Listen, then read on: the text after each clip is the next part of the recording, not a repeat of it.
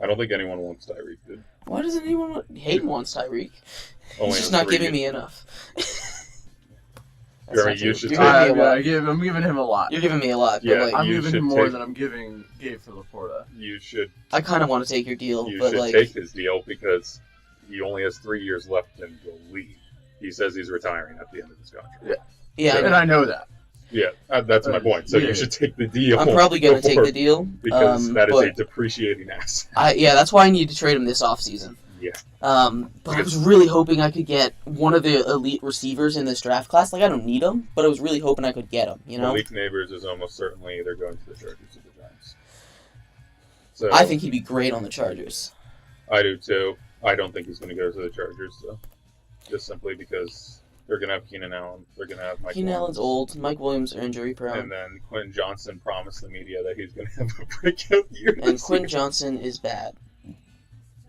Wouldn't it be hilarious if he turned into the next Randy Moss? It would be hilarious. Like, objectively. Like he just turned into the next Randy Moss. Just 4 receptions a game, 130 yards. Altuve and Bobby Witt Jr. Yeah. Those are the 2 contracts? The big one, dude. Okay, we'll talk about those in a bit. Hello, everybody. Welcome to the Triple Threat Show on WXJM. 88.7 FM, Harrisonburg, Virginia, and WXJM.org. My name is Jeremy Lapidus, your host of the Triple Threat Show, joined today by my 2 friends and co-hosts, Hayden Raymer. And... Peter is here. Yeah. I always get thrown off by you not saying your last name. I told you it's. And I know you're gonna do it, but it throws me off. Unless Caleb is here, I'm not gonna say it. Unless Caleb Williams is here. Oh, that would be hilarious. Special guest next week, Caleb Williams. I don't pay him enough; he'll show up. I don't have that kind of money. I mean, we were talking about it before the show. I mean. You guys didn't have billionaire parents. Anyway, we got a big show for everyone today. Tomorrow is the big game. The Superb Owl. I don't know if we're allowed to say the actual thing. I think we are. Good. Yeah. The Super Bowl. I know there's some kind of like marketing rules where you can't actually say Super Bowl. It's weird. It really is. No, you can. I think you can talk about. I think that's free use. You're allowed to talk about it. You can't just say stuff like, "We'll be at the," that. You can't but yeah. So the Super Bowl is tomorrow. We're gonna start this show off by breaking it down, going over who we think is gonna win, why we think they're gonna win, stuff like that, and then we'll transition into some baseball. There were some big contracts earlier this week. Yeah. So, big show today. Very excited. Before we get into it, though, how are you guys doing? Tired. Yeah. It is. How are you, Jeremy? Me, I'm wonderful. Tired. Yeah, there we go. but doing great. Yeah. So, Super Bowl. What do we think is going to happen here? Let's start just simple. Who's winning the game? Well, everyone is starting to have their conspiracy theories on how the Chiefs are going to win it. I'm going to say 49ers, though. The wide receivers of the Chiefs cannot play so poorly the entire season and then just be expected to do well in the playoffs. Speaking of the wide receivers of the Chiefs, Kadarius Toney is a question mark to play. Question mark to play. He hasn't played in the last 6 games, I believe. Chiefs are 5-1 in that stretch. And the Chiefs are saying he's hurt or he has personal issues. I know he just had a kid. But he wanted to go play in that AFC Championship game, and they didn't let him. Yeah, he even said on social media, "I'm not injured," which is not a not a good thing to say. Makes teams not want you. If you were the Chiefs, would you play Kadarius Toney? Is he that big of a liability to your team that you're not gonna play him?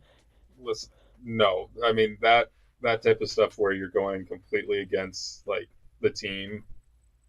Just say you have personal reasons. I mean, you did. You just had a kid, and it's just that's not a good thing to say. I mean, he's also just saying things like, "I'm the best wide receiver in the league as long as I get the ball," and it's like, you're not.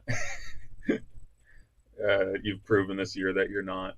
So I don't know. I don't know what's going on with him, honestly, because I've told Jeremy this. I think he has all the talent in the world, and he shows flashes all the time. Yeah. I mean, when he was on the Giants, he played like 2 games. He played probably literally 2 games because he was hurt all the time. Yeah. And that's another thing about him.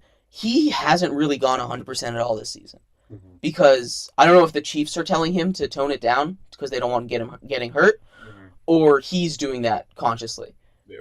But his first career game, basically, he went off for like 200 yards. He has the talent, and in last year's Super Bowl, had one of the biggest he had returns. Probably the biggest play in that entire game, that punt return to set up the Chiefs in the red zone, and he also caught a touchdown. He has that ability to turn it on and make those game-changing moments. He has the ability to be an X factor in a game, but he can also be that huge liability that we've seen him be all season.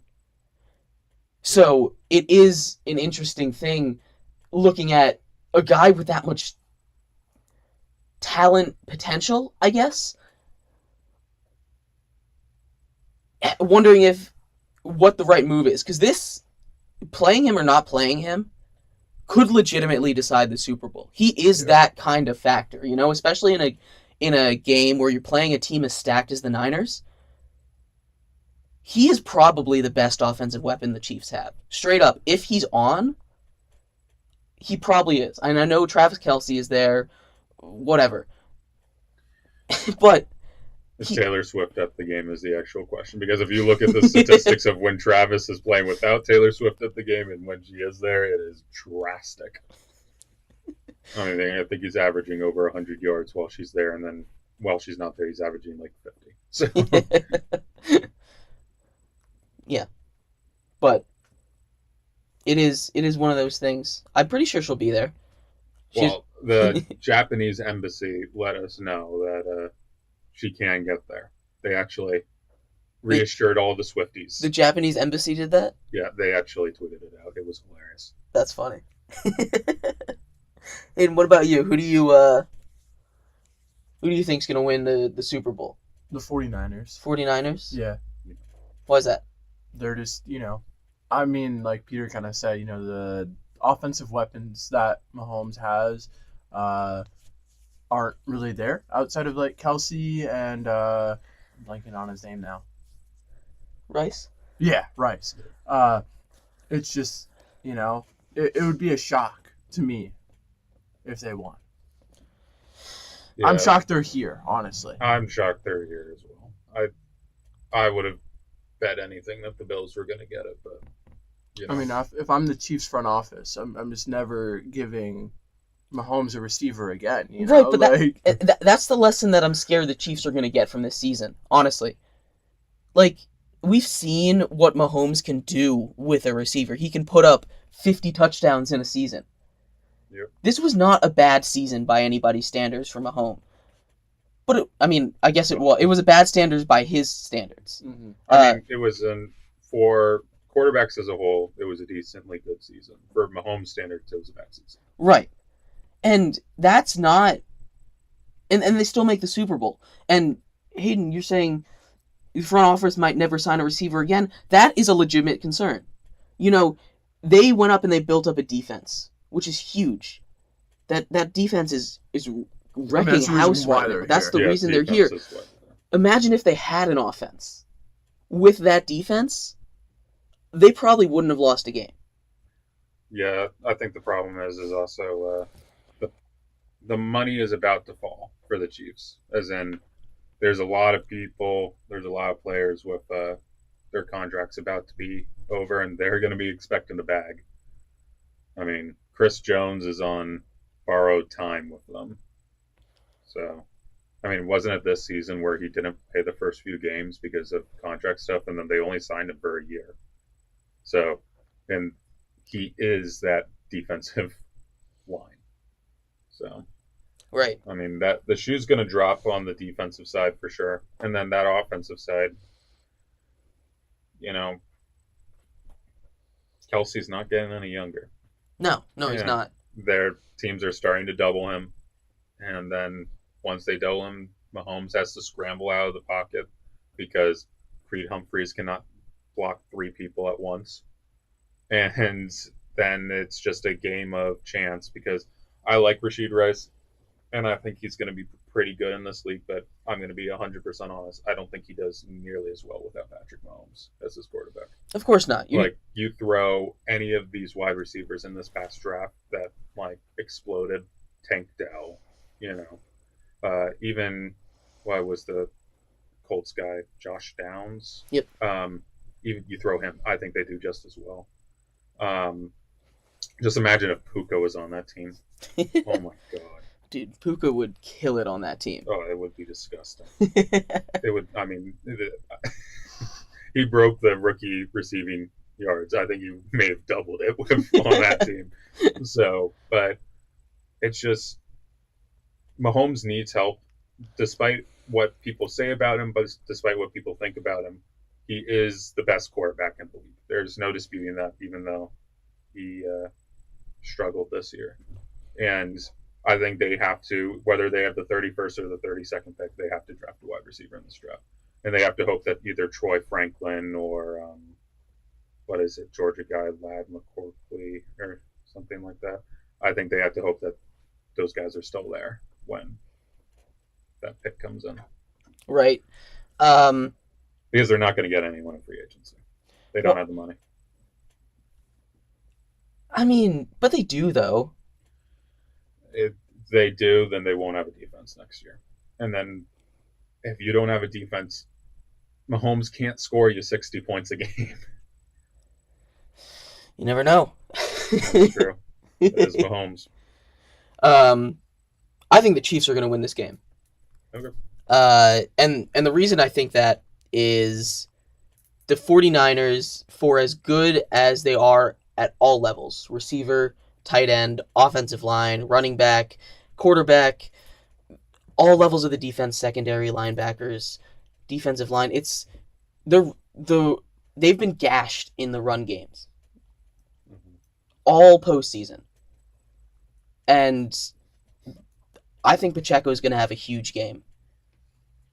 On top of that, every single game the Niners have played this postseason, they have come out super slow, super sluggish, and made comebacks in the Packers game and in the Lions game. They made these huge comebacks in the second half, fourth quarter.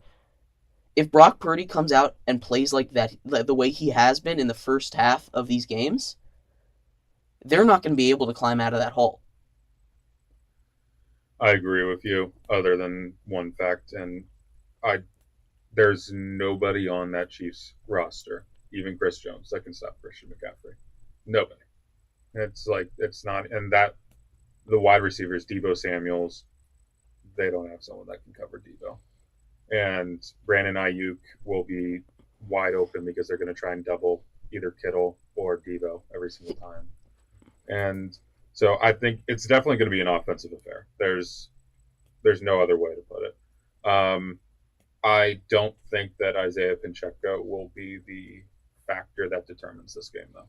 I think if it's anybody, it will be Rashid Rice. Why do you say that? Because if Rashid Rice can play like he has during some of the games this season, then it will open up that running, and then Pacheco can get some 6-10 yard gains. But without that happening, they're just going to flood the box every single time. And at the end of the day, I don't feel like Pacheco is good enough to beat Nick Bosa and Chase Young that many times. I mean, I feel I'm not the biggest fan of Steve Wilkes, but Steve Wilkes is smart enough to realize. Now, the big thing with me is I wonder what, and I know he's sick, so I do wonder if he's even going to play, is Clyde. Clyde Edwards-Helaire or whatever. He's been actually really good for them on passing downs for running backs. That's been where, so what I'm wondering is what his impact is going to be. Because I think passing is the only way that the Chiefs can win this game. Yeah. So. That's fair. I'm just worried that, like I said, the 49ers are going to come out slow. That's completely fair. And they've been doing it against much worse defenses than the Chiefs, you know? They did it against the Lions, and the Lions' defense is not very good this year. Right. Packers, Lions, their defenses were both of those teams, their defense was coming on down the stretch. Yeah. But they still weren't elite defenses, you know? They weren't great. I mean, I'm a huge Lions fan, as you guys know, but I mean, and the Lions defense was good, but come on.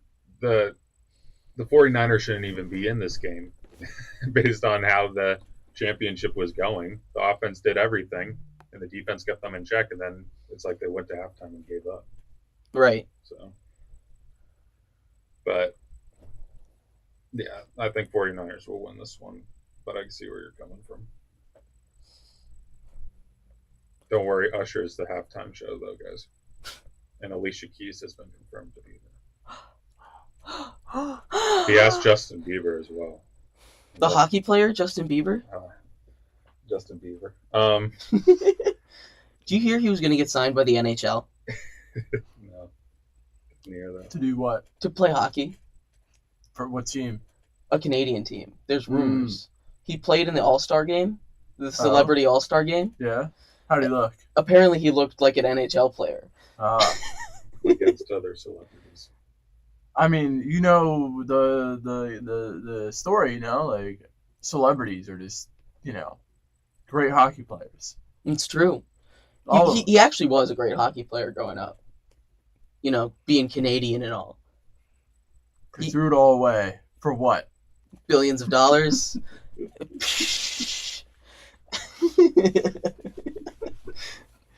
But no, he actually got a tryout with, like, they held him after the All-Star game to do tryouts for teams, like private workouts. Oh my god. That would just be playing a side quest at that point. I mean, what else does he have to do?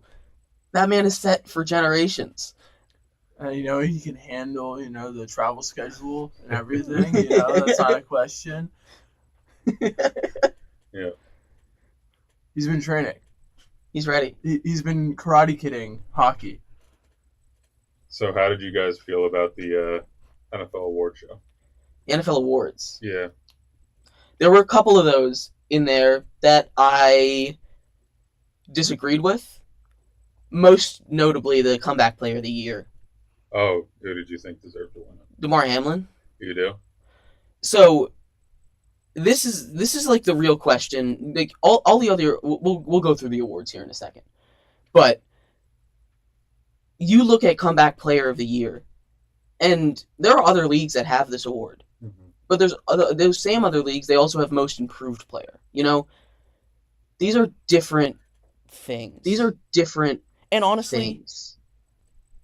Joe Flacco was just kind of having his backup quarterback moment. Okay, let's not go that far. Nope. Joe Flacco helped lead a team that was rifled with injuries to a playoff berth. Yeah, and if Josh Dobbs if the Vikings were in the position they were when they acquired Josh Dobbs, and it was at the end of the season, and he took him to the playoffs, Would have had a shot there too. Yeah, because it's just he had his backup quarterback moment. We talk about these backup quarterbacks. I mean, look, so many of them had their moment this year. Tommy DeVito had his backup quarterback moment. Okay, I agree. But let's be honest. Joe Flacco had a little bit more than just a backup quarterback. He really didn't. He did.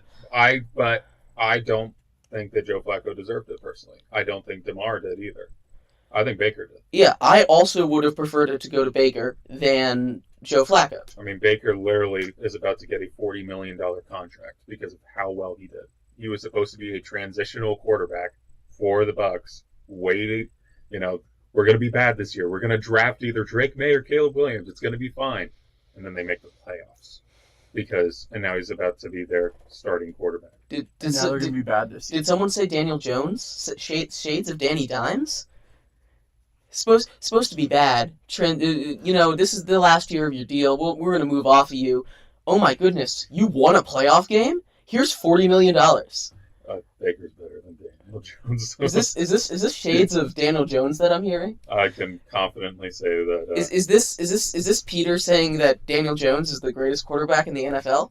No. It's time to have a conversation, Peter. It's definitely not, especially since they're thinking about getting a veteran quarterback in free agency to replace him. But I don't think it deserved to go to Joe Flacco. I think it deserved to go to Baker. I can understand why people are so strong for DeMar, though I think a lot of the people that are strong for DeMar are also the people who don't watch football. Is simply... And I know DeMar didn't play. Yeah. Right, I get that. He played, I think, someone said, and this may be a complete hyperbole, and so I'm take that with a truckload of salt, but I think he played like 5 downs this entire year. That's not true. He was on special teams. Maybe 5 defensive snaps, but he was on a lot of special teams. Oh, okay. I know he didn't have a huge impact, but literally dying on the field, coming back, and getting yourself in football shape in that short amount of time is insane. I'm not arguing that. What I do think should be said, though, is this isn't like he doesn't have a shot for it next year. Like, if he will now have an entire year to come back, and then it's the same story. I mean, you can't expect voters, because it is a statistical award. So, I mean, I understand it's unbelievable, and congratulations to DeMar, because I myself even said I don't think that he's going to be able to come back. And it's unbelievable that he did. He's an incredible athlete, an incredible human being. But it's a statistical award, and both Joe Flacco and Baker had a better statistical year than him. Right. So, I mean, and if DeMar had won it, I would have said, okay. I completely understand. So here's the thing with that award. DeMar Hamlin got the most first place votes. But because of, second, third place vote totaling, Joe Flacco got the award. Yep. Now that's a new thing. That having 1, 2, and 3 on your ballot for points, that's I don't remember exactly when it first got put into the awards voting, but it's a relatively new thing. So he still got the most first place votes, and he lost. It was a little closer. I think it was like 21-17 or something like that. But I don't know. I feel like that. Well, I'm not sure how well you guys know basketball history, but the year that Charles Barkley won an MVP once, but he was going to win it another year, and he got all the first place. He only got first place votes, but he didn't get any second or third because all of them just assumed he was going to win the MVP, and so I think Michael Jordan won it or something, and that's how. So it does happen in other sports, and it happens a decent amount, and I completely understand where you're coming from. From a statistical standpoint, I agree. Joe Flacco didn't deserve to win it. Baker deserved to win it. But I think Joe Flacco even said he doesn't deserve to win it. So, yeah. I don't know. Then the other big controversy one was Defensive Player of the Year. I don't understand why that one's a big controversy. I completely agree. They were both really good. Myles Garrett ended up taking home that award. Over T.J. Watt. T.J. Watt and Micah Parsons were the other two guys in that conversation. Micah Parsons, everyone knew was not going to win it, and I think it should have. I would have given it to Micah Parsons before I gave it to T.J. Watt. Honestly, I'm not sure I'd go that far, but the argument of okay, well, T.J. Watt has better stats than Myles Garrett. So he should have won it is dumb. If you look at their double percentage, Myles Garrett is doubled twice the amount that T.J. Watt is. Right. And what everyone's looking at with this, in this conversation, is sacks. Sacks are one defensive metric. You know, it's an important one, don't get me wrong. It absolutely is a huge, important defensive metric. But it's just one stat. You know, if we decided the MVP based on touchdowns, only touchdowns, nothing else, there would be some weird winners. Yep. You know, it's the full profile of a player that helps you decide these awards. You know, it's not just he tackled the quarterback more times than the other guy. You know? So I really don't understand why this is such a controversy. There's always snubs, you know, and people always like to make controversy. That's why award voting is it's engagement bait. Yeah, I mean, and then let's see. So offensive rookie went to Will Anderson Jr. Defensive rookie went to Will Anderson Jr. Offensive rookie went to C.J. Stroud. That was also a big controversy because people always said, well, Puka literally had the record-breaking year. I think it deserved to go to C.J. Stroud. But then both the Browns' assistant coach and head coach both won those awards. Coach of the Year was an interesting one, too. Yeah, people think that DeMeco Ryan should have gone in, and I agree. Or Dan Campbell, even. No? I didn't expect this good of a season from the Lions, but I expected a good one based off of what they did last year. DeMeco Ryan literally had the number 2 overall pick. Right. So, I mean, you can't turn around a franchise that fast and not get awarded for it, and that's what happened. And then defensive player, we already said. Offensive player was Christian McCaffrey. Right when that was announced, I was like, okay, well, he's not winning MVP. Lamar Jackson was then announced as the MVP, which I knew was going to happen. What bothers me is there was no votes for Christian McCaffrey.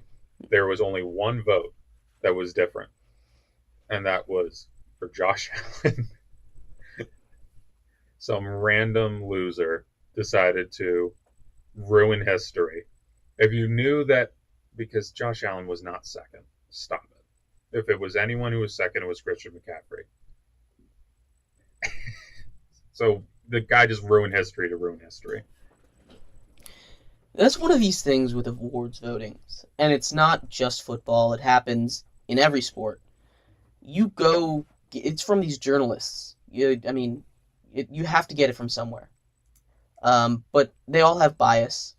And you see it in awards votings. You see stuff like this, stopping Lamar from getting his second unanimous MVP. And would have been the first one ever to have 2 unanimous.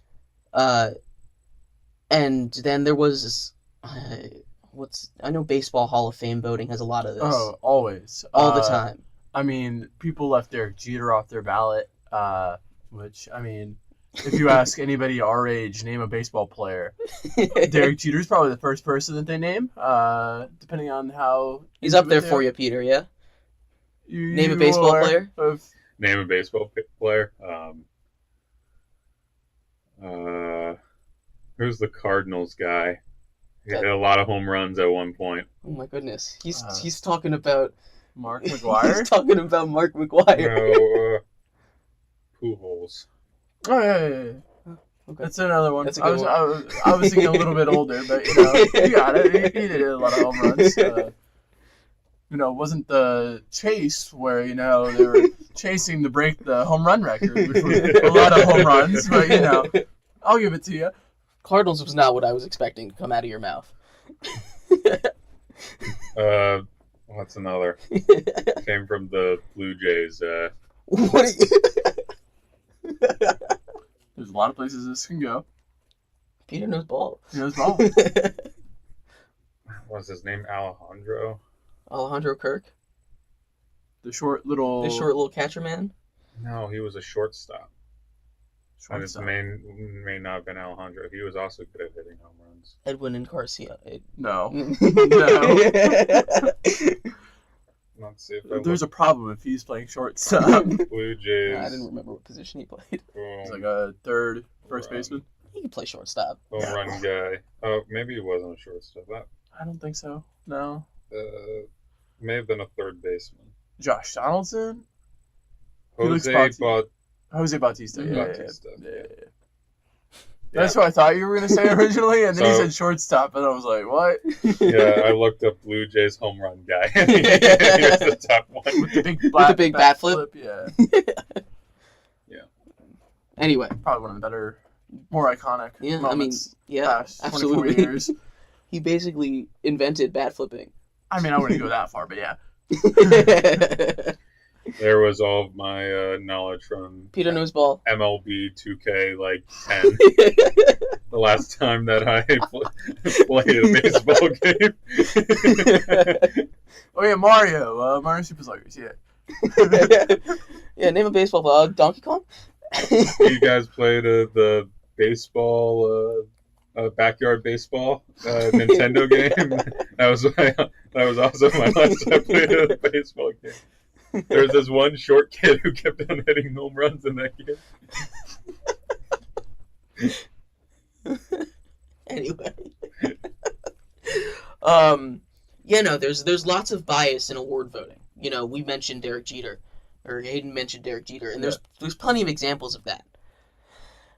Is there a way to fix that? No. Like straight up, there probably isn't. Get rid of journalist voting. What would you replace it with? Everybody who's going to vote is going to have some sort of bias. I think it should be players. I think it should be players and coaches. There are player awards, but it's not for the official ones. I think it should be players and coaches and GMs. That's it. There should be because let's be honest, a lot of these analysts, or it should be former player analysts or former coach analysts. Well, that's what a lot of the votes are. But it shouldn't be some random guy who's in the Bills locker room that clearly, of course he's going to pick Josh Allen. Question for you. Can you look up for me who voted for Josh Allen? But it's the Baltimore beat writer. It's the Baltimore beat writer? No, it's just joking. Okay. Yeah, I would have believed you. I have no idea. That would have been funny. That's not Lamar.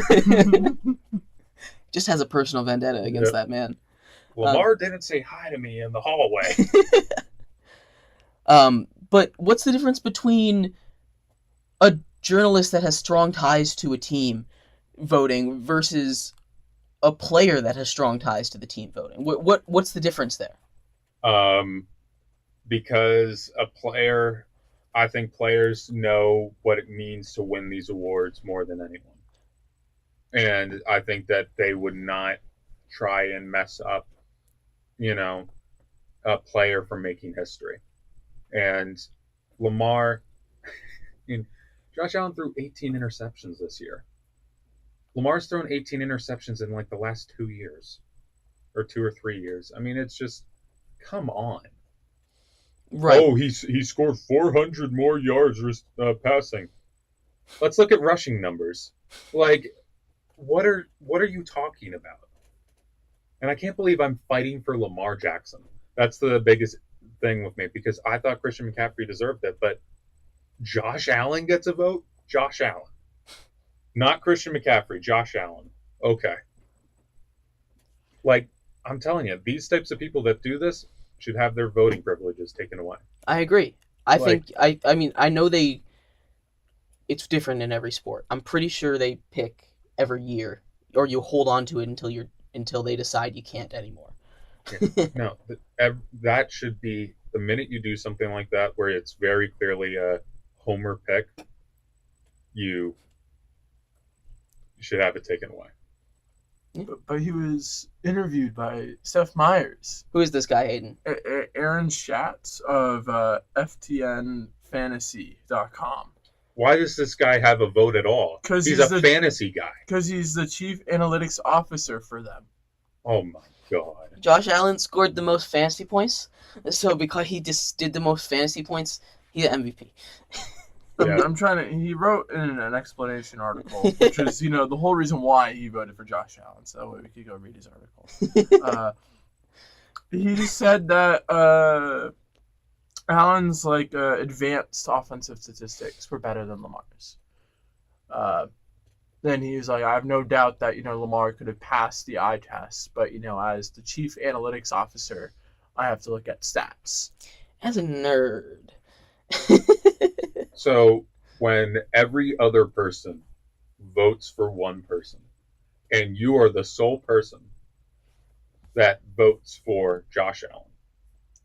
I mean, he's just a revolutionary, he's ahead of the game. Idiot.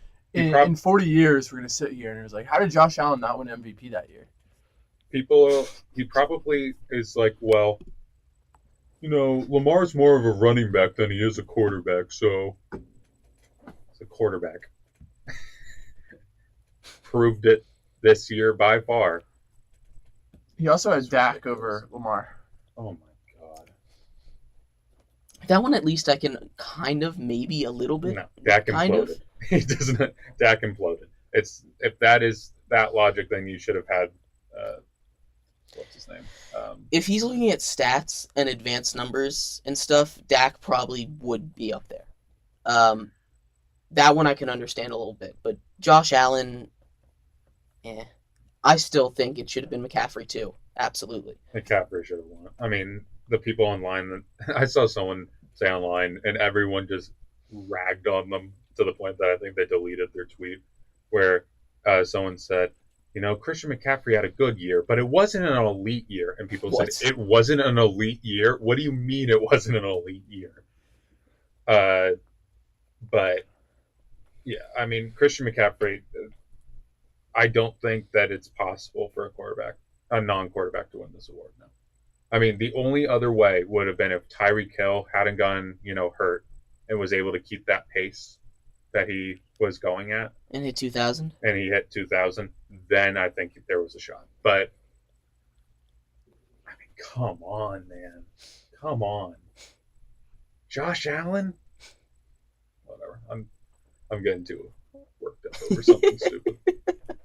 I'm trying to find if he cites any statistics in his. Oh, of course he won't. And that's, I mean, if you give me some stats to defend it, at least then I can sit here and okay, I can see your reasoning. You know what I mean? Mm-hmm. But I don't. I'm a baseball guy. I don't know advanced football statistics. I just sort by stacks, and then I vote. Do not Which is why TJ Watt was my MVP. Do not give fantasy football anybody, a vote. Josh Allen has been the number one quarterback in fantasy football the past 2 or 3 years. That does not mean he's the best quarterback in the league.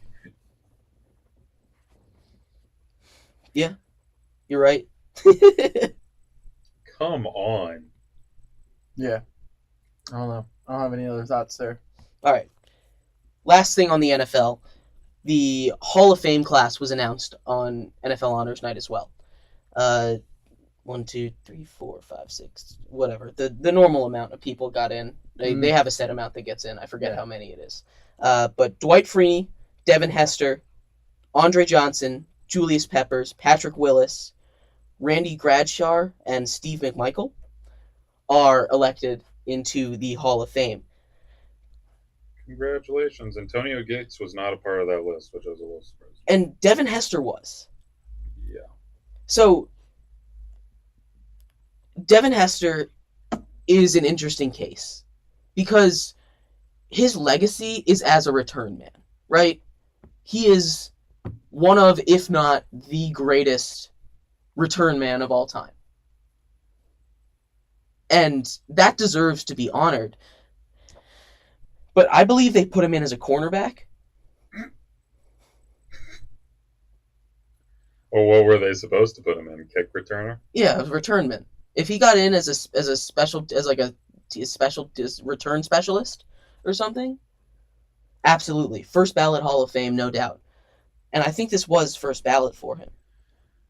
Oh, I have another thing to talk about with the NFL after this. But getting him in as a receiver, not a cornerback. What did he do on receiving? In his career, he had 255 catches, 3,300 yards, and 16 touchdowns. I don't know. I don't know enough about the Football Hall of Fame, but is there, like, can they even be put in as a kick return specialist? Is that a designation that they can go in as? Pretty sure. Okay. I mean, yeah. But it's more the fact that he was first ballot. I agree that he should have gotten in, just because his legacy is Hall of Fame worthy. Like I said, one of, if not the greatest return specialist of all time. Only Madden player to have 100 speed in a game. MVP. MVP. That's what not enough stats. Sorry. What are you talking about? The advanced stats. He had 100 speed in that. Well, I simmed this season, and Josh Allen was the best player. Josh Allen was the cover athlete of Madden this year. Advanced stats. That's what he should have said. That's 100% what he should have said. He should have just said, listen, who was the cover athlete? Who was the cover athlete of Madden? Oh, wait. But yeah, like you were saying, Antonio Gates didn't get in, and I think Antonio Gates should have gotten in before Devin Hester, personally. But how does Antonio Gates not get in? He'll get in. He'll get in next year with. He's one of the greatest tight ends of all time. Yeah, with first ballot Hall of Famer Eli Manning, and. He did stop Brady twice. Mm-hmm. He did do that. He'll be on the ballot next year, along with Luke Kuechly, which is an interesting case. What do you guys think about Luke Kuechly's? This is the first time I'm hearing that name. He was a linebacker for the Carolina Panthers. Mm-hmm. He was really, really good. He was like so good. Mm-hmm. But he retired early because injuries. He's really good though. I don't know.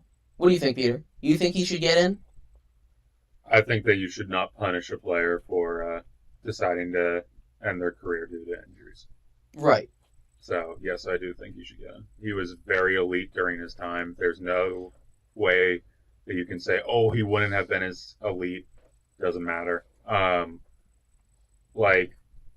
That's not to say someone like Andrew Luck should be in the Hall of Fame. But if you were elite for a very decently long stretch and then it's like, these injuries are destroying my body and I want to enjoy my life. And you should not be punished for that and be like, well, you didn't play long enough. So even though you were one of the best during your time, no, you should have developed more CTE. How long was his peak? He retired 5 years ago now. So what's that? 20. That would have been 2018. That doesn't make sense. I was in middle school. No, when he retired, I think. 2019 would have been would be next year because this was the 2023 season. So, I mean, 2019 was 5 years ago, but yeah.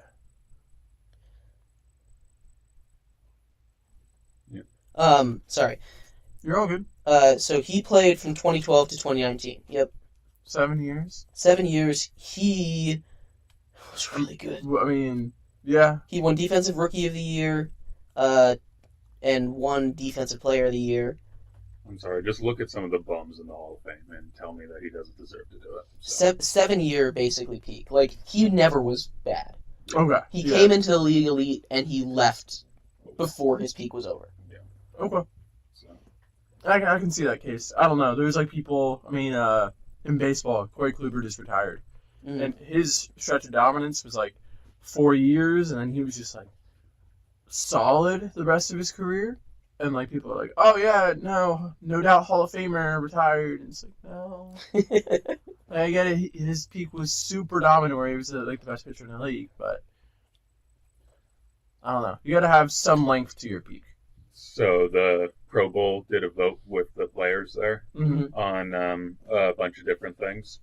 The MVP they voted on, the players voted Lamar Jackson by a very healthy margin too. Josh Allen, funny enough, only received one vote then as well.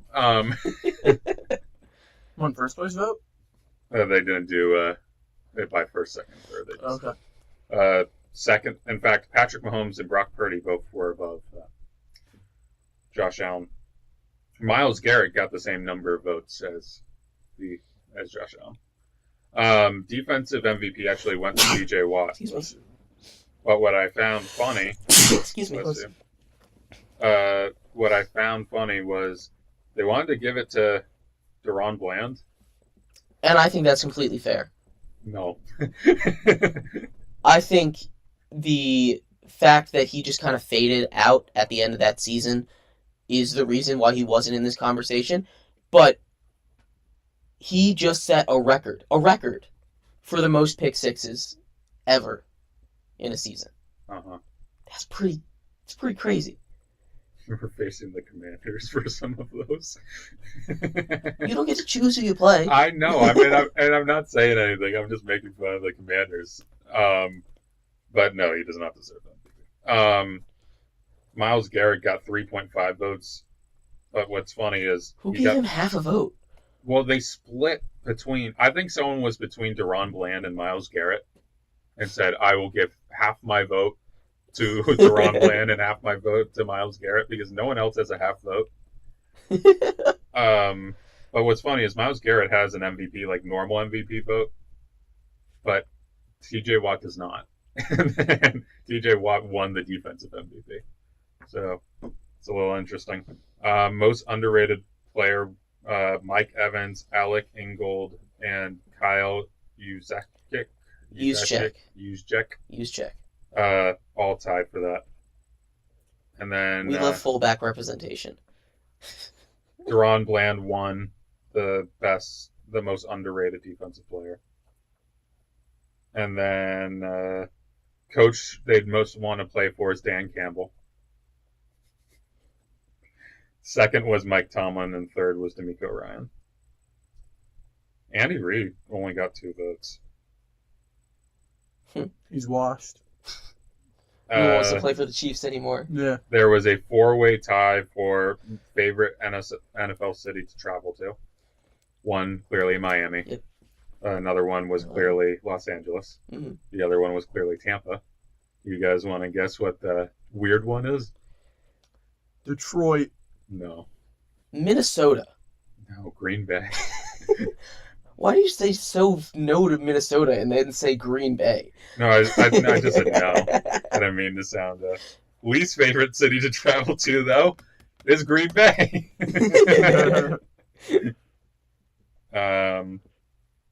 Worst officiated call this year was roughing the passer.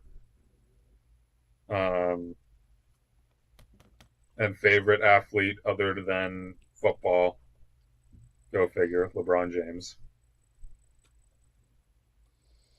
Was that unanimous or? Second went to Tiger, followed by Ryan Krauser from Shot Put. What? How many people voted for him? 2. Okay. So I'm glad he got 2 votes and Shohei Ohtani got none. The same as Tiger Woods. I can't believe Shohei didn't get it. I'm a little shocked Shohei didn't get any votes. Ronald Acuna. Ronald Acuna, Got a vote. I mean, he's pretty fun too. He's pretty fun. Israel Adesanya is not a boxer. Yeah, but he fights, so they're all. They Bryce Harper got a vote. Rafael Devers got a vote. Okay. And Mike Trout got a vote. Those were all the baseball people. Yeah. Appreciate it. Um, Well, I appreciate him telling me that. Yeah. Michael Jackson was the greatest Super Bowl halftime performer, apparently. And there was a Taylor Swift question, and the number one song of all of them was Love Story.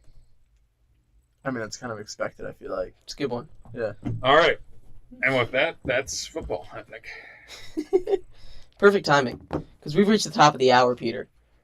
Here on WXJM 88.7 FM, Harrisonburg, Virginia, and WXJM.org. My name is Jeremy Lapidus, host of the Triple Threat Show. You're Jeremy Lapidus? Yeah, that's my name. Whoa. Wow. Someone should hire this guy. Joined today by my two friends and co-hosts, Hayden. and Peter. Peter. Hayden and Peter are here. Yeah. Remember, you can also go check us out. We're streaming live on YouTube How at many viewers we got right now? 0. Woo! Really bringing in the big bucks right now. You know, there's a thing in coding that if you go too far past one point, it reverts back down. So we must just be the most streamed person right now. That's right. That's so much better. I don't know why we didn't have it like this before. I don't know. It was zooming in on the liability poster all the first hour. Ooh, It just kept wanting to stare at the liability poster. it's a really bad poster. But yeah, you can check us out on YouTube at The Triple Threat Show, on Instagram at The Triple Threat Show, and on Twitter at 3 Threat Show. Yeah, go check us out. Check out Peter and Hayden as well. Go look at them. They're doing things. Hayden's doing things. I'm not doing things. Peter's not doing anything. I'm applying to law school, so don't go looking at me. Don't dig into Peter's past, everybody. They can dig. There's not a lot. They can dig if they'd like. He didn't exist as of an hour and a half ago, but Well, social media wise, pretty much, you won't find a post. So One person tuned in woo! for a minute. that's funny. Appreciate it. Anyway, let's get into some baseball. Yeah. There were a couple big contracts. We are... I can't think of the word. Quickly. Thank you. Yeah. Thank you, Brain. Quickly approaching the beginning of the season. Catchers and pitchers are reporting in about a week now. Maybe 2. 4 days? 4 days? Yeah. Valentine's Day. Quickly. Romantic. Most romantic time of the year. When pitchers and catchers report. But yeah, Hayden, do you wanna break down some of the big contracts and news that's coming up right on the doorstep of baseball season? Yeah, no. The Royals, famous small market team, went out and they signed, Bobby Witt Jr. Their young shortstop, who's last year blossomed into a superstar. Signed him to an 11-year, $288.7 million contract. And then he has like a 3-year club option. After that, to make it 14 years, I forget the exact money. It's what is it? 3 years, $89 million for the club option. He has a bunch of opt-outs there, but he'll be there for at least 7 more years because he has like a full no trade clause. There we go. Just gotta slow down my words. Yeah, no, I mean the Royals, they got their face of the franchise locked up forever. It's good when you're a small market team and you can get your guys signed. $288 over 11 years. It's a lot of money. Don't get me wrong. Yeah, I mean that's kind of similar to what we saw, like players of that caliber get. I mean, you saw Julio get a lot of money. That's about what the guy over in Tampa got when he got his big extension. You can't even say his name anymore. I don't know if we can say his name anymore. It's Wonder Franco for people that are wondering. Yeah. But he did some bad things, so we don't talk about him anymore. I mean that's kind of what the going rate for young superstars is. It's kind of a shock. As an Nats fan, you remember Soto rejected like the $425 million or whatever, and then you see these guys getting these deals. But these people just have different motives. Soto wants to be the highest paid player ever. That's not going to work out anymore. There's this guy named Shohei Ohtani who hit free agency before him. But yeah. No, I mean, that was the big extension. Clayton Kershaw back with the Dodgers, Another 1-year deal. There was like an option on that as well. How much longer does he go, do you think? As long as he wants, man. Like, he can just keep going until he's like, I don't really want to do this anymore. I think he's, he's no doubt Hall of Famer. I keep saying he's like the best, left-handed starter ever. Obviously, Randy Johnson's probably a little bit ahead of him at this point. But outside of Randy, who, it's the big unit, one of the greatest pitchers of all time. Yeah. Kershaw, being number 2 there is not a bad place to be. Not at all. And I'm forgetting the other big Jose Altuve. Jose Altuve. Oh yeah, he's staying with the Astros. How old is he now? Like 35. It goes through his like age 39 season, if I remember correctly. Yeah, no, I mean he's the guy that the Astros should lock up on that team. I know he is. Him and Kyle Tucker. But please lock up Kyle Tucker. Like, extend him, don't throw him in prison. Yeah, I mean, Altuve's a Hall of Fame second baseman. He's probably gonna be the next player to hit 3,000 hits. I don't know. I mean, he's just a great story too, where scouts didn't want to give him a tryout because he's too short. And look at him now; he's a Hall of Famer. Peter, do you know who Jose Altuve is? No. Look up Jose Altuve next to Aaron Judge. Okay. You'll get a kick out of that, I think. But no, before we talk about Altuve, Bobby Witt Jr. Yes. I mean, obviously it's a good deal for them, I think. Yeah. That's me next to Jeremy. It's not that bad. It's not that bad at all. No, I mean, that's a really good deal for the Royals, because I think Bobby Witt Jr. is a top 10 player in baseball by the end of this season. Right, getting him before he broke out last he took year. that step. Yeah. But he didn't explode really onto he did, but I mean, I think he's still, he played in the same league as Ohtani, and he's in Kansas City where they don't get the most coverage. He took a leap last year. He went from like a terrible defensive shortstop to an above average defensive shortstop. And he hit a ton of home runs and stole a bunch of bases, provided a ton of value. Where, now with all the spending that the Royals did this offseason, we're looking at them, they could win the AL Central. Obviously, Bobby Witt being locked up doesn't really, or extended, I should keep saying extended, not locked up, helps. Doesn't help, I guess, but, Right. No, but yeah, you get him for what probably will be a steal in a couple years. Yeah. It's a really good deal for the Royals, or it looks like one for right now. Either way, if he stays at this level, he's still worth that money, Mm-hmm. But if he really he really pops off next year, or in a couple years, or whatever it might be, it's a steal. Yeah. Locking that guy up for 11 years, it's really good for the Royals. Mm-hmm. And again, small market team, it's not easy to attract a lot of these guys. It's a lot of homegrown talent. So yeah, I mean, they clearly have a plan this year, though, and I think that probably helped. Them going out and signing, Self Lugo, Michael Waka, Chris Stratton obviously is a needle mover, but he helps.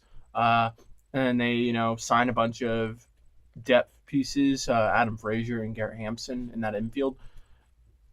I mean, like I said, I think this team is one of the more talented rosters, especially if Bobby Witt takes that step forward. Vinny Pasquantino takes that step forward, which I think he can. He was just hurt last year. I mean, MJ Melendez, we forget about him, but he was a top 100 prospect. They got a lot of guys there. I don't know what other team we can really say that about right now at this point in the offseason. The Tigers, Torkelson took that step forward in the second half last year. They're not ready yet. Yeah, I mean, what do they have in that rotation outside of Skubal and Maeda? Exactly. And the Guardians, they always just flirt with being 500. And the White Sox are dumpster fire right now. To trade their best two players. I don't know. Royals could be sneaky good. We know the last time they made the playoffs what they did. Yeah, I mean, they won the World Series. They did. Yeah. They made it to 2 in a row too. Yeah. Pretty good time to be in Kansas City. Yeah. The Chiefs stole all their energy, though. They did. It's okay, though. Mahomes invested into the Royals. Now they're good. They used that Mahomes money to sign Bobby Witt. Yeah. And it's good to have stars in different markets, It's not good to have everybody in New York and LA and Chicago. Yeah. No, it's really good, honestly. It's something that's really fun to see in this era of sports. Small market teams being good. Like the Chiefs, they are a dynasty in Kansas City. I mean, I think football is a little different. You got a salary cap. It's still salary cap and salary floor leagues don't count, Jeremy. What do you mean they don't count? They don't count. Why don't they count? Because everybody has to spend at least the same amount of money. In baseball, you have teams trying to spend $30 million on their payroll, while other teams are like, you know what, $300 million, that's nothing. Like that is solely a baseball problem. Yeah. Exactly. Emphasis on problem. That's an issue in baseball. I agree. And they. But so it's more impressive when a small market team locks up, or a small market team is good, or a small market team does spend. Right. It's against the grain in baseball, and that's why when they do it, I think we should be praising them rather than in football. What the Chiefs have done is incredibly impressive, but any team that can do that when they have the greatest quarterback of their generation. Of course, any team can do that when they have the greatest of the generation. Other than the Angels, they can't do that. Oh well, yeah. I mean, that's just you want to talk about a garbage fire? That one is the entire dump is set ablaze. I know we talked about this probably before. I can't believe that the Angels just did nothing. What do you mean they signed Aaron Hicks? With Shohei and Trout. Oh, yeah. No. It is unbelievable to me. Yeah. Can't even make the playoffs. Yeah. Playoffs. Yeah. Like, I understand not winning a championship, because that's like, I understand you have to get lucky. But not even making the playoffs. It's pathetic. It really is. That's what happens when you have meddling owners. I haven't made the playoffs, guys. And you're pathetic, Peter. No, I mean, they have probably one of the worst owners in all of professional sports. I think we can say that now that Snyder's gone. Isn't he selling the team finally? Arnie Moreno? Yeah. I don't know. I think the Panthers guy may give a run for your. I don't know. Artie Moreno is a different breed. Now that Steiner and Angelos are gone. Walk through Moreno time frame for us, Aiden. Well, so originally, Disney owned the team, and then Artie Moreno. Yeah, Disney owned the team. Disney owned the team. They owned the Anaheim Angels, because they were like in the same place as Disneyland. Why wasn't this a movie? It was a movie. Angels in the outfield. Oh, all right. Yeah. My bad. Come on, I thought you knew ball. You knew who Albert Pujols was. You lied to me. Baseball has a ball? I thought it was a square. Yeah, no, I mean, it's just he bought the team when they were good. It was like 2003-ish, somewhere around that time frame. Probably. They were in World Series at that point. And then they were solid. They luck into this generational talent with the 27th overall pick, or something around there. It was late 20s. I can't remember exactly where he was taken. And then they have made one playoff appearance since then. And they also signed a guy who's probably done stuff that's never been done before, And they just don't make the playoffs. You have arguably the two greatest baseball players of the generation on the same team at the same time. Yeah, I mean, you have...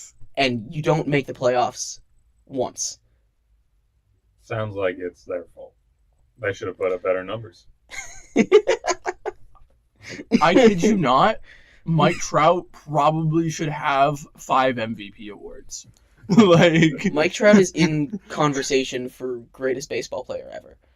You guys have clearly never heard of Babe Ruth. Conversation. Actually, Shohei Ohtani did things Babe Ruth never did. Okay, listen.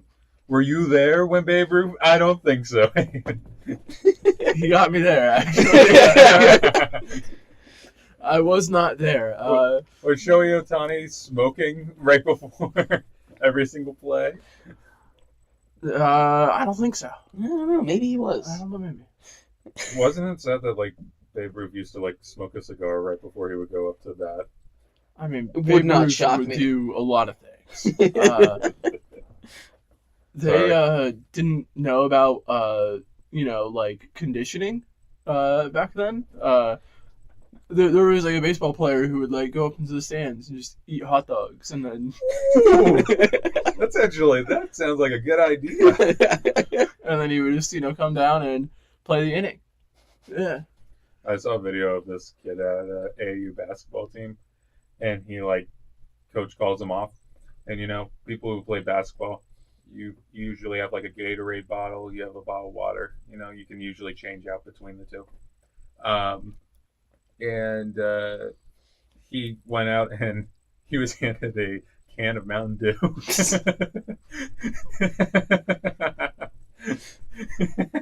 Baja Blast.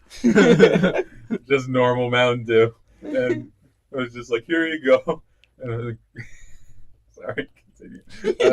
I lost it laughing. I was like, that is the worst conditioning trainer I have ever seen in my life. I mean, it fuels him, Needs it. He needs it. He needs that sugar rush. Gotta do the do, man. Exactly. I didn't need to hear that. It's the slogan. Is it actually? Yeah. Oh my god. All right, please continue. Baseball. I forgot where we were. We're talking about how bad the Angels were. Oh yeah. I mean, I don't know if you remember when the Dodgers traded for Mookie Betts, right? They were like, oh man, we gotta get rid of Jock Peterson. And so they were offered. I can't remember who else was in that deal. It was Jock, and I think was it Maeda? It was Kenta Maeda for Luis Rengifo, which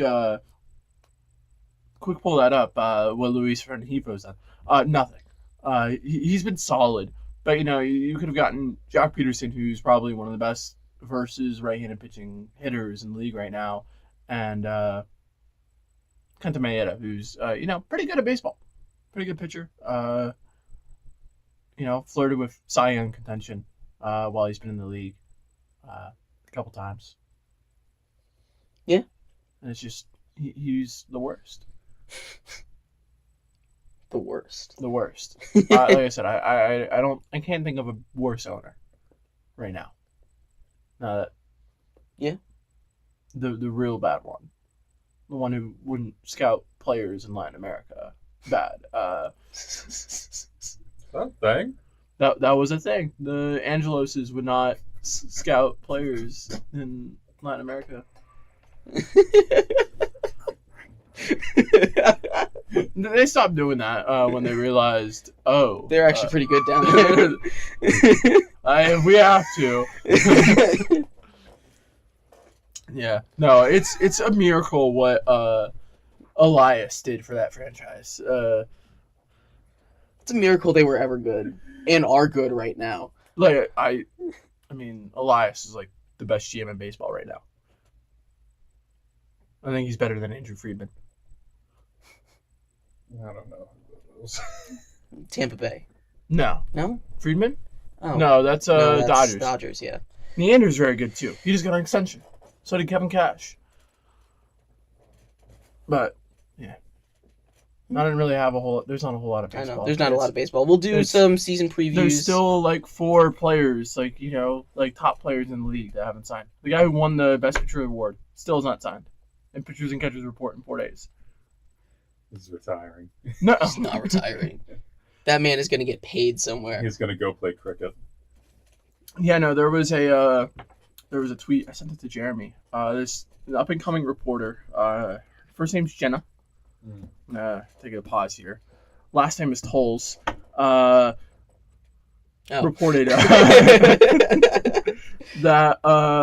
is that like it was it was fake, okay. But it was like there was a bunch of like that tweet went semi-viral yesterday because apparently he was coming in agreement with the Mariners, the Mariners who famously have no budget space and have traded away acquired players, like acquired salary and then moved salary to make all of their trades like cash neutral for the entire offseason. Like they dumped a bunch of players and then every other trade since has been like cash neutral. Could you imagine that's your actual name? That would be a little unfortunate. Like you just elementary school would have been. I think I would go by Jennifer. When you sent me that tweet, I thought it was Gina. Oh. Yeah. No. So. Nothing is better than years ago when a troll like pretended they were Adrian Wojciechowski and said Chris Paul made James Harden cry about his man boobs. And it got brought up on an ESPN broadcast. Skip Bayless said, Oh, well, man, there you go. There's the answer. Just was like, you know what? I believe it. And Chris Paul's right.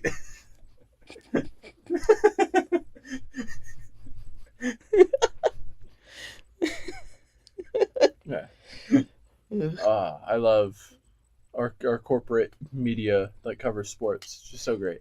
My favorite thing about Super Bowl coverage is since there's nothing going on in the week before it, all the fire alarms at the hotels. The insiders are looking for stuff.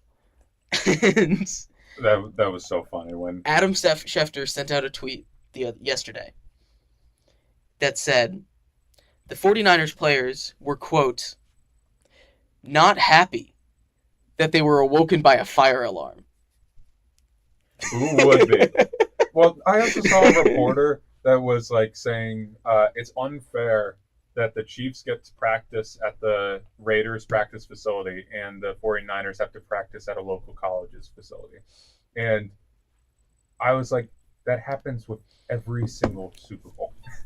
A team gets selected to practice at the professional facilities and another team gets selected for the college facilities. Happens every single year. The Chiefs had to do the college facilities last year.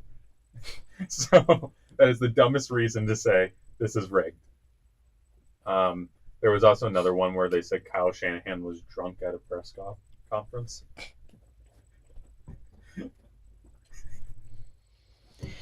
Oh shoot! You know what we didn't cover about? What? The NBA trade deadline happened this week. Oh, There weren't a lot of big moves. Mm-hmm. Biggest one probably the Pacers traded Buddy Hield to the Sixers, in exchange for what ended up being at the end of the trade deadline 2 second-round picks. Remember when Buddy Hield was supposed to be the next Steph Curry? I do. He's still a really great shooter. Not Steph Curry. No.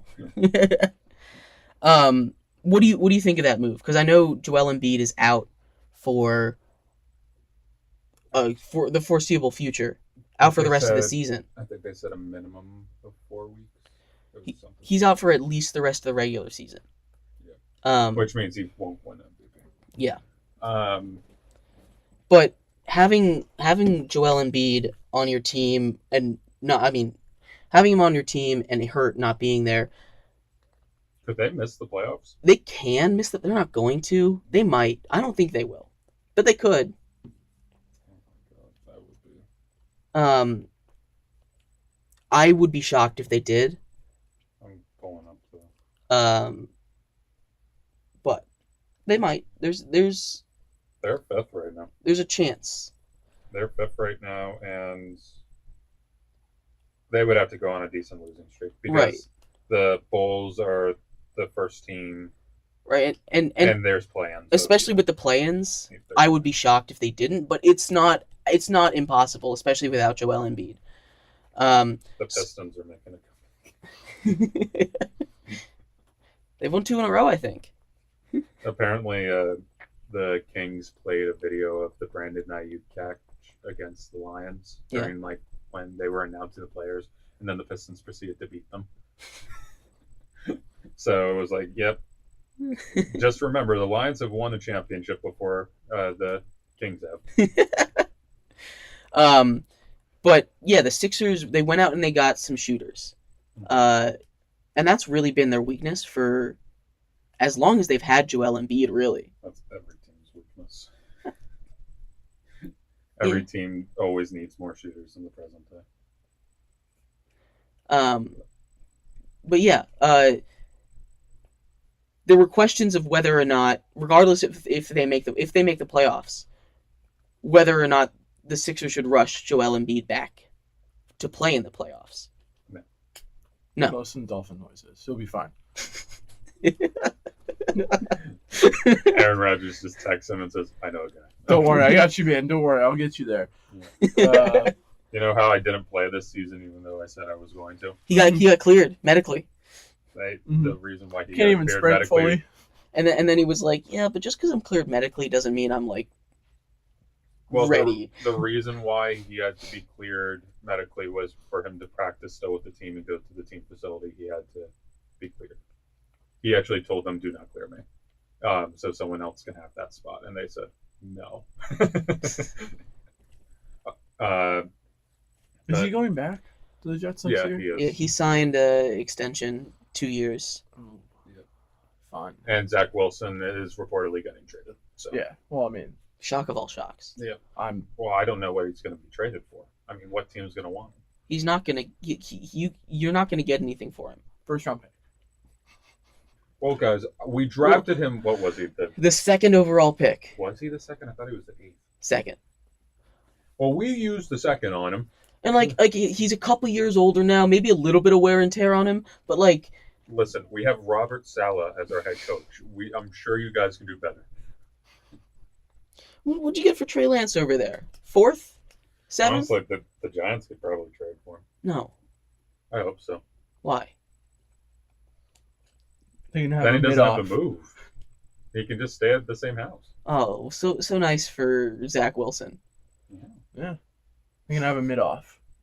Daniel Jones versus I Zach Wilson. hope that Zach Wilson goes to another team and just plays elite. Like he's just top 10 quarterback next season. And then gets a big extension. And then gets a big extension. And then it's just terrible. And then it's back to being horrible. I mean, that's what Baker's going to do this year. Yeah. And then he's going to be good again next year. Or the year after. The problem It is alternates. how many endorsement deals Baker gets. If Baker gets too many, he'll be horrible next year. If he gets none, he'll be good again. It goes like this. If you see Baker too much on your TV, he's gonna be bad. It's dumb. Are teams always this bad in the NBA? What do you mean by that? I don't know. I feel like you've played over 50 games and you've only won 8. Yeah, there's always teams that are that bad. Okay. Or actually, that's not true. No. These Pistons are historically bad. Yeah. They broke the record. They tied the record. I thought they broke it. They tied it. And then, the Wizards, No, there are teams that are historically, like, really bad. Okay. There's always teams, like, at the Wizards level. What's that? 12 games? 9-42. I thought they were a little better than that, honestly. There's usually a bunch of teams that are around, 20 and 60 at the end of the season. Yeah. I mean, obviously, yeah, I know that, but this is bad. Yeah. The NBA is very top heavy. It always, not always, but it Super usually teams is, have made it especially this way. since the Big Three formed with the Celtics in 2008. Ever since then, and I guess It was really, I guess the it Heat. really started with The Heat. LeBron in 2011. Because the Celtics was formed by trades. Right. So it's different than free agency. That Yeah. was the trades. I- That's a team yeah. making that decision. So that's not. I don't consider that. Then literally, and this was before you could say, like, I refuse to play for you. You have to trade me to this team, Mhm. which is what they do now. But it wasn't until LeBron went to the Heat and Chris Bosh went to the Heat that it was a Yeah. big issue of So- super teams. What was that, 2011? 2010. 2010. Ever since then, the league's been really top heavy, and it's fun to watch when these heavy hitters go against each other, especially in the playoffs. But I mean, pretty much the only team that's won a championship that's been based off of draft picks and not just getting a super team the is Nuggets, the Nuggets, and then before that was the Warriors, and that's been it. So and even the Warriors. I mean, I I'm know they counting drafted a lot, but they I'm- went and they got Kevin Durant, I'm counting the first one. the first one. Yeah. Okay. Which was completely drafting and minor free agencies. But no, I'm not counting the Kevin Durant. You don't want to count the Durant I'm ones. not counting the Mickey Mouse rings. Where you had, out of the top 5 players in the league, you had 3 of them. So, So yeah, the NBA has been really top heavy for a while. Mhm. and the product has diminished from it. Their viewership is starting to decrease. It makes for great playoffs. It really does. But everything else sucks. And Straight up. I cannot No. watch the NBA regular season. It's regular really season tough for is me to horrible. watch. and the NBA is trying to figure out what to make it more interesting. And I've The said in-season this- tournament was fun. Yeah, it wasn't enough though. I think what they need to do is they definitely need to shorten the season. They're But- never going to do that though. That is the only solution at this point. Yeah, Like, it's gotten so bad because the NBA is so top heavy. Players are like, well, I'm going to make the playoffs. I just don't care. It's Yeah. just Shrink the playoffs. That won't happen. But yeah. right. All these solutions are going to kill the NBA's revenue. Yeah. That's the thing. There's no solution because the NBA is a business. There's no solution that will fix this because they're not going to willingly choose something that will slash their revenue that Yeah. much. Yeah. You know? And it sucks. It really, really sucks because everybody knows the solution. It's just they're never going to do it. And everyone understands why they're not going to do it. You know? I feel like they should do what they do in soccer, which is the worst team has to face the G League's best team, and if that team, But that wouldn't even work because the G League is so much worse.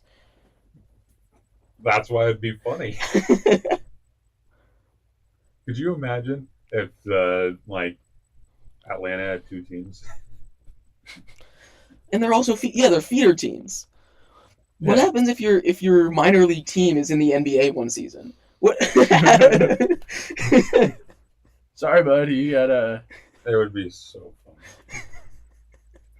They do a tournament of the worst teams versus the best team. The loser teams move on, and then for the NBA teams, and then the best G League teams move on, and then they face each other in the championship. And then the best, if the G League team wins, then they get the contracts of the guys in the best team, and then vice versa. So the guys who would have been on the NBA team get the G League roster. Wait, but that doesn't even make any sense because that wouldn't change anything. That would just move everyone to a new team. Yeah, but it would change the money. As in, it would make. Oh, they get the different. They get the contracts. So the G League players get the NBA contracts of that team, and then it just gets swapped, and then the NBA players get the G League contracts. So they make about $50,000 now, and the G League people make a few million. That'd be brutal. I think people would quit the league. Mm-hmm. I think they'd go play overseas. All right. Well, anyway, thank you everybody so much for tuning into this week's episode of the Triple Threat Show. I've been your host, Jeremy Lapidus, joined as always by my two friends and co-hosts, Hayden Raymer and Peter. Thank you everybody for tuning in. Again, remember to go check us out on YouTube at the Triple Threat Show, on Instagram at Triple Threat Show, and on Twitter at 3 Threat Show. Check out Hayden at Hayden Raymer. The Hayden Raymer. The Hayden Raymer. Yeah. Thank you, everybody. We'll see you next week. Bye-bye.